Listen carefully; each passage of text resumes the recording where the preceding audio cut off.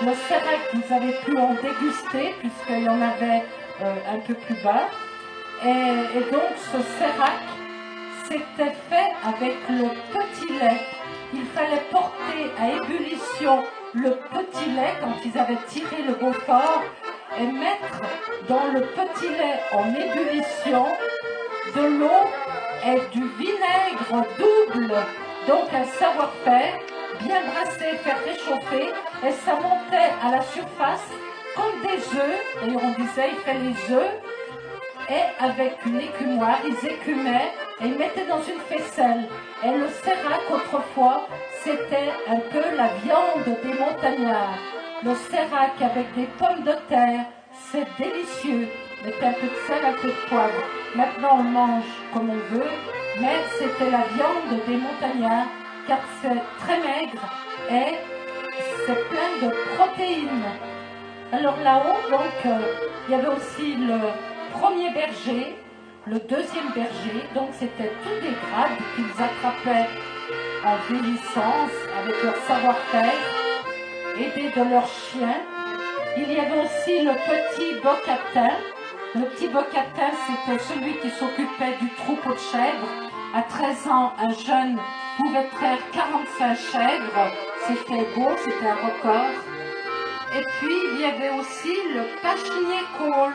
Alors, vous avez peut-être entendu parler du pachon, le piquet du bâton, le piquet du pachon.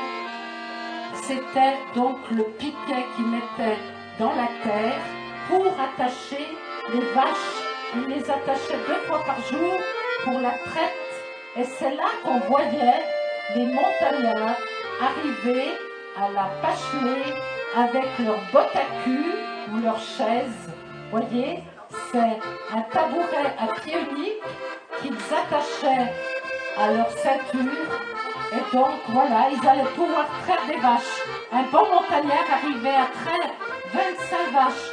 N'oublions pas que c'était des gros troupeaux qui pouvaient atteindre 250-280 hectarines avec 4 taureaux. Hein.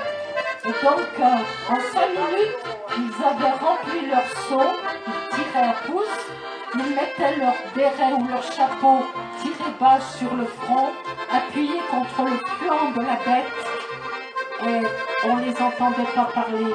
Quelquefois un juron. Pourquoi? Parce que tout simplement, les tans, les moustiques ou un coup de queue de la vache, hein, qui leur donnait une gifle en pleine figure. Alors là, ils râlaient. Ensuite, le seau plein, ils allaient remplir leur beuil. Ça, c'est une petite beuil familiale de fromagerie, mais là-haut, la beuil pouvait atteindre 60 litres. Et donc, c'est le pachenier cool. Cool, ça veut dire celui qui portait la beuil de la Pachenée jusqu'au chalet, qui se trouvait un peu plus loin, l'Arbé, hein, c'est qu'il fallait vider dans le chaudron pour pouvoir fabriquer le Beaufort 2 fois par jour. Hein, les Beauforts s'étageaient donc sur des planches à la cave de l'alpage, et c'est le gouverneur qui avait la charge de les soigner. Hein.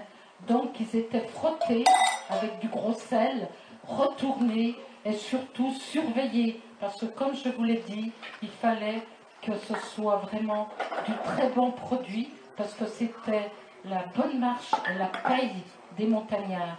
Alors pour emmener leur Beaufort frais, voilà, Gilbert vous présente l'oiseau, l'igeot en patois, une planche de bois. Pourquoi l'oiseau? Regardez, on dirait un oiseau qui a posé ses 2 pattes sur les épaules, et donc là-dessus il y avait 60 kilos de Beaufort frais qui étaient tenus, bien ficelés. Et donc, il faisait des fois 1h30. J'ai eu le témoignage de montagnards qui ont fait ce travail à l'âge de 17 ans et qui arrivaient à marcher 1h30 avec l'oiseau chargé sur le dos. Aujourd'hui, ça fait plus 60 kilos, hein, 40-45, je crois pas plus. Et donc, ces montagnards s'arrêtaient le long du chemin, des chemins muletiers, des chemins chèvres, et ils se reposaient, on appelait ça des reposoirs.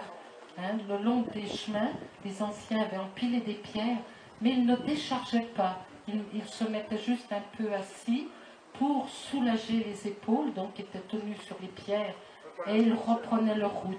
Et ils faisaient ça 2 fois par jour. Donc on peut bien rendre hommage. Quand vous mangez le Beaufort aujourd'hui, c'est tout un autre travail.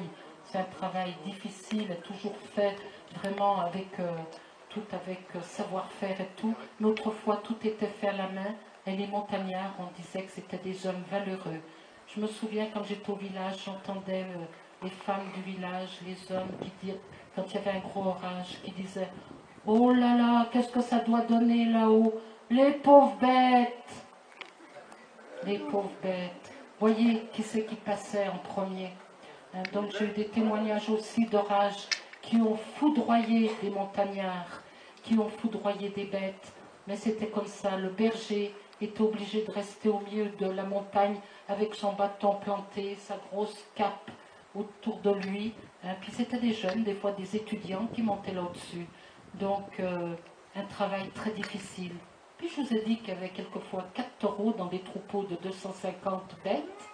Donc les taureaux, jusqu'au 15 août, témoignage, jusqu'au 15 août, les taureaux, ils avaient du boulot, ils n'étaient pas furieux. Mais c'est après le 15 août qu'ils devenaient méchants. Donc, ils ont terrassé des bergers, ils en ont encorné. Et jusqu'en 1970, il n'y avait pas beaucoup de touristes comme aujourd'hui, mais l'alpage était réservé aux montagnards.